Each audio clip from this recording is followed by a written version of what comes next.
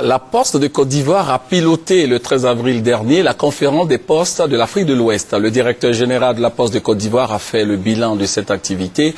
Des acquis ont été enregistrés. Les détails avec Noël Gnagno. Avec les assises de Grand Bassam des 10, 11, 12 et 13 avril 2012, sanctionnées par la création de la CPAO, Conférence des postes de l'Afrique de l'Ouest, la Poste de Côte d'Ivoire est véritablement de retour sur la scène internationale. La Côte d'Ivoire va assurer pendant 4 ans le conseil des ministres de l'organisation et le conseil d'administration de la CPAO pour 2 ans. De plus, la Côte d'Ivoire va intégrer le conseil d'administration de l'UPU, Union postale universelle, au Congrès mondial de Doha. Le directeur général de la Poste de Côte d'Ivoire a salué ces avancées notables. Mais il n'oublie pas la situation nationale. À ce niveau, de grands chantiers seront ouverts pour repositionner la Poste.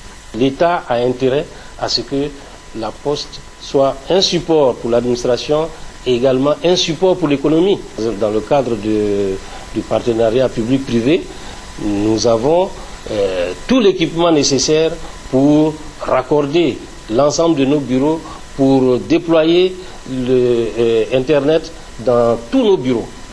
Un dernier acquis et non des moindres, la désignation d'un Ivoirien, Akabou, secrétaire exécutif de la CPAO, pour une durée de 2 ans. Son challenge, asseoir l'organisation au plan administratif et juridique, s'atteler à lui donner ses lettres de noblesse, surtout permettre aux postes de la sous-région d'être au même niveau de performance. Ce que l'UPU souhaite, c'est qu'il n'y ait pas de poste à 2 vitesses.